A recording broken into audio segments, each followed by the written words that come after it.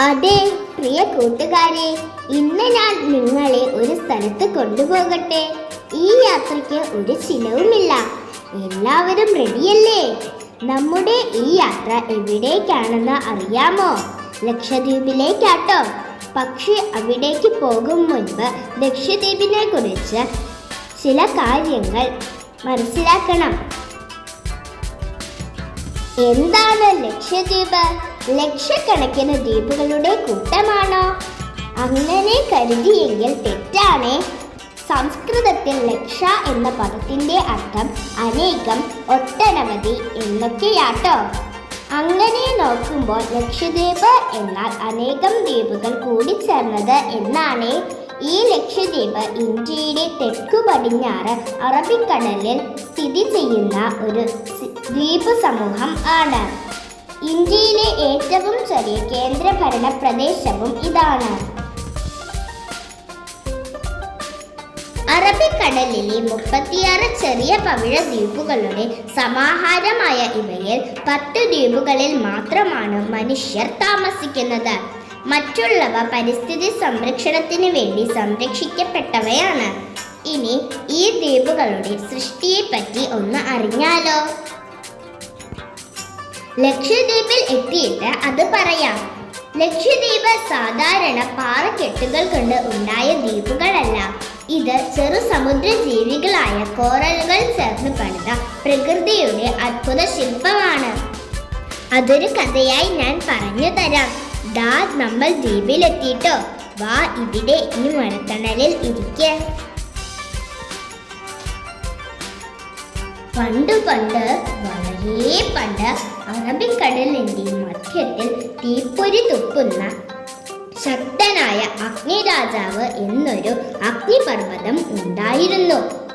നല്ല ഉയരത്തിൽ അഭിമാനത്തോടെ ആ രാജാവ് കടലിനെ നോക്കി തലയെടുപ്പോടെ നിൽക്കും. വർഷങ്ങൾ കഴിഞ്ഞപ്പോൾ അഗ്നിരാജാവിന് തളർച്ച വന്നു. അവൻ അഗ്നി പടർത്തുന്നത് നിർത്തി. പുക പോലും വരുത്താതെ ആഴത്തിലേക്ക് തളർന്നു പോകാൻ തുടങ്ങി. അപ്പോൾ കടല് അതിനെ നോക്കി പറഞ്ഞു, ഭയപ്പെടേണ്ട, വിഷമിക്കുകയും വേണ്ട. ഞാൻ നിന്നെ ഒരു മനോഹരമായ വീടാക്കി തരാം. കടല് വേഗം കോറലുകളെ വിളിച്ചു. ആരായി കോറൽ എന്ന് നിങ്ങൾക്കറിയാമോ? അവരാണ് പവിഴങ്ങൾ എന്നറിയപ്പെടുന്ന ചെറു സമുദ്ര ജീവികൾ. അവരോട് കടല് ചോദിച്ചു, മക്കളെ, ഇത് മരിച്ചു കിടക്കുന്ന പർവ്വതങ്ങളല്ല, ജീവൻ പിടിപ്പിക്കാൻ തയ്യാറായ ഒരു ഭൂമിയുടെ അസ്ഥികൂടമാണ്. നിങ്ങൾക്ക് കഴിയുമോ ഈ അഗ്നിപർവ്വതത്തിന്റെ അസ്ഥികളിൽ പച്ചപ്പും ജീവനും പകരാൻ? കോറലുകൾ ഒരേ സ്വരത്തിൽ പറഞ്ഞു, അതെ, ഞങ്ങൾ തയ്യാറാണ്. അങ്ങനെ ആയിരക്കണക്കിന് കോറലുകൾ ഒത്തുചേർന്ന് അഗ്നിപർവ്വതത്തിന്റെ അറ്റങ്ങളിൽ ഒട്ടിക്കിടന്നു. ഈ കോറലുകൾക്ക് ഒരു പ്രത്യേകതയുണ്ട് കേട്ടോ. തങ്ങളുടെ ശരീരത്തിൽ നിന്ന് ചുണ്ണാമ്പ് പോലെയുള്ള പാളികൾ പുറപ്പെടുവിച്ച് കടുപ്പമുള്ള കോറൽ പാറകൾ പണിയുക. അങ്ങനെ പർവ്വതത്തിന്റെ വക്കുകളിൽ പറ്റിച്ചേർന്നു കിടന്നുകൊണ്ട് മതിലുപോലെ പാറകൾ കൊണ്ട് ഒരു വളയം സൃഷ്ടിച്ചു. നല്ലൊരു പവിഴവളയം അഥവാ അറ്റോളുകൾ. അവയുടെ വളർച്ച കൊണ്ടാണ് മക്കളെ കടലിന്റെ മുകളിലേക്ക് മണൽത്തിട്ടകൾ ഉയരാൻ തുടങ്ങിയത്. പിന്നെയോ വിത്തുകളുമായി കാറ്റും വെള്ളവും എത്തി. അങ്ങനെ തെങ്ങും പനയും പുൽച്ചെടികളും കൊണ്ട് പച്ചപ്പ് നിറഞ്ഞു. അതോടെ പക്ഷികൾ വരാൻ തുടങ്ങി. അവർ സൂര്യനെ കണ്ടു. മണൽത്തിട്ടകളിൽ തങ്ങളുടെ വിസർജ്യങ്ങളിലൂടെ വിത്തുകൾ വിതച്ചു. ആ വിത്തുകൾ മുളച്ചു. മഴ അവയ്ക്ക് വെള്ളം നൽകി. സൂര്യൻ അവയ്ക്ക് സൂര്യപ്രകാശം നൽകി.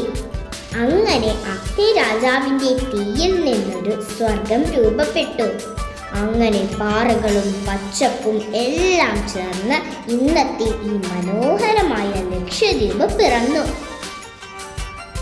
ഇങ്ങനെ കഥ കേട്ടിരുന്നാൽ മതിയോ?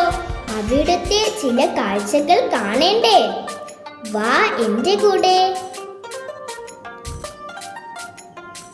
ദാ ഇതാണ് ഇവിടുത്തെ പാല് പോലെ വെളുത്ത മൃദുവായ പഞ്ചസാരപ്പൊടി പോലെയുള്ള വെളുത്ത മണൽ തീരങ്ങൾ. വേഗം വാ ഇങ്ങോട്ട് നോക്ക്. നീലിയുടെ പല നിറങ്ങളിലും തെളിഞ്ഞ ഒരു കടൽ. കണ്ടോ, സൂര്യപ്രകാശം വീഴുമ്പോൾ കടലിന്റെ അടിത്തട്ട് വരെ കാണാം അല്ലേ?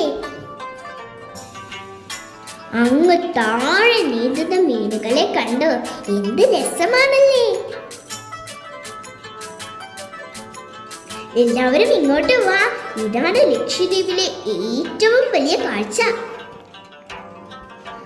പല നിറങ്ങളിലുള്ള കടലിന്റെ പുഷ്പങ്ങൾ പോലെ കാണപ്പെടുന്ന പവിഴക്കാടുകൾ.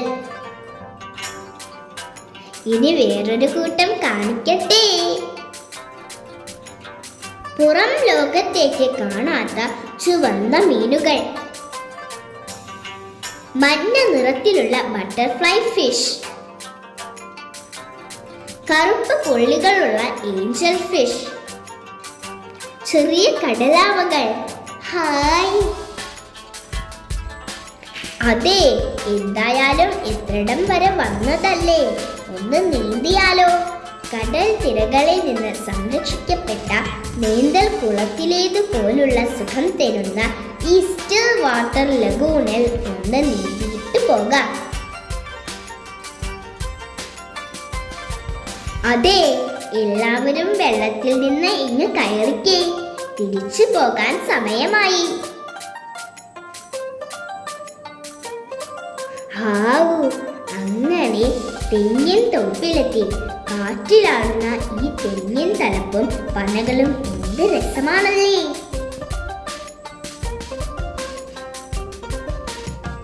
ഒന്ന് റിഫ്രഷ് ചെയ്യാം അല്ലേ?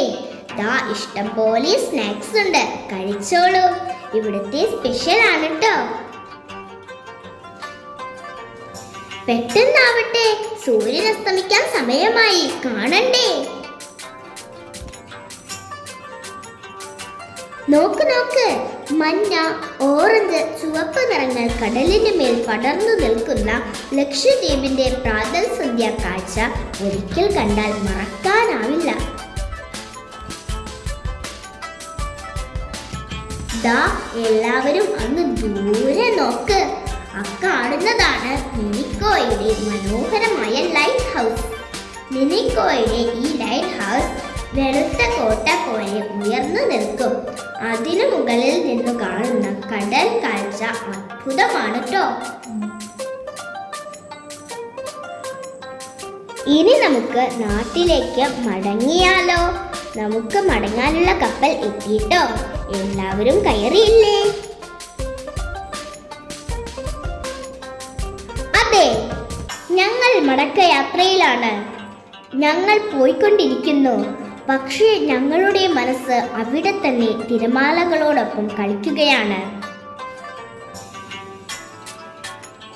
ഇനിയും ഞങ്ങൾ വരും,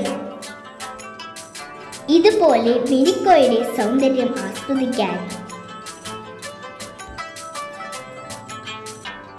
എന്നോടൊപ്പം ഈ യാത്രയിൽ ചേർന്ന എല്ലാവർക്കും നന്ദി. ലക്ഷദ്വീപ് വിവരങ്ങൾക്ക് നന്ദിയും കടപ്പാടും Lakshadweep coast guard commander Shyam അങ്കിളിനും സുഹൃത്തിനും.